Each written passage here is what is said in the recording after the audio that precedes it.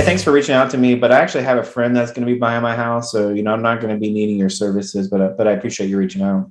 You know what, Steven? I appreciate that. That's awesome. I think it's great. If you can find somebody that you know, like, and trust that you can sell your home to, I think that's always an amazing thing.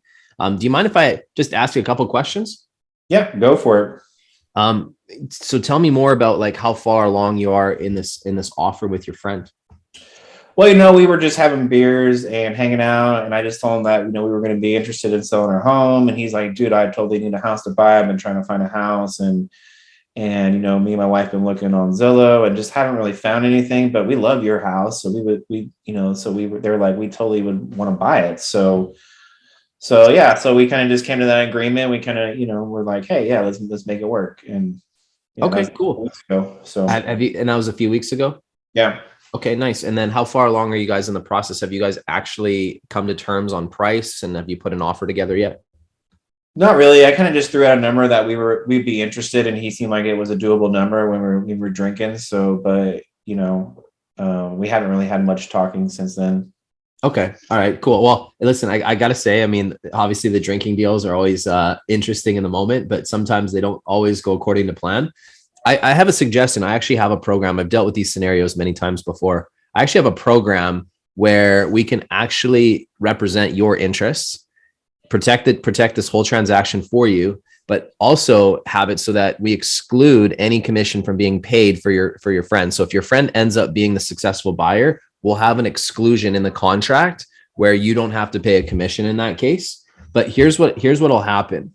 By you letting your friend know that, hey, I'm listing the property, I've put my realtor and I have an exclusion in the contract specifically for you, but we are taking it to the market, right? You're going to figure out really quick if they're a serious buyer or not, right? Right. It's the best Yeah. way to flush out if they're a serious buyer. There's no downside for you because you're going to have to go and pay a lawyer and a notary to write up the contract anyways. I will happily represent you, take care of your contract and look after things, regardless if it's your friend that buys it or if we find a buyer that's willing to pay even more for your home.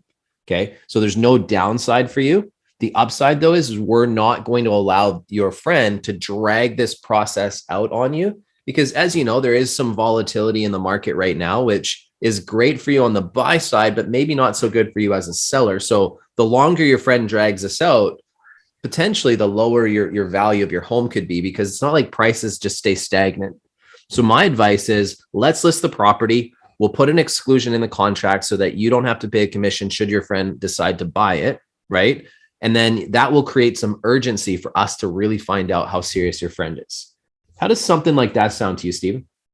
I mean, that sounds good. I mean, there's definitely no downside for me, so I like the way that sounds. No downside for you. It's a win for both of us. And at the end of the day, Stephen, like many times these deals don't work out. So I don't want you to get all your eggs in one basket and then be disappointed. But should that work out for you, there'll be no penalty.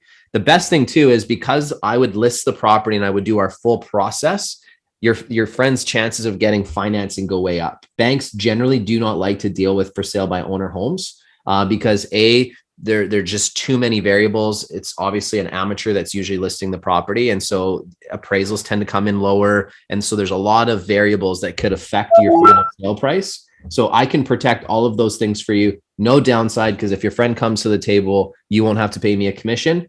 But best case scenario, I find somebody that's willing to pay more money for it and you have a plan B in place. So that's kind of how I would handle it. Cause here's my thoughts, man. Like if I have to write the deal and no commission, okay, whatever. But I get a listing up, which is a sign in the ground, always a good thing. I get the market. Every listing creates sign calls. Every listing creates other listing opportunities. Right. No downside for the seller. And then guess what? I'm going to be able to work with them more than likely on the buy side, right? Because I've built the trust and the rapport with them. And I would honestly, I would use the same strategy for sale by owners. Like when you guys are trying to get these for sale by owners, put an exclusion in the contract that if they bring the buyer to the table, that you'll sell it for free or at a reduced commission. As long as you can get them to price the home properly, what's the downside? Like listings are pure gold right now. One listing equals more business. Thank you so much for watching. If you really found this valuable, smash the like button below, subscribe to our YouTube page, and then look for more amazing content.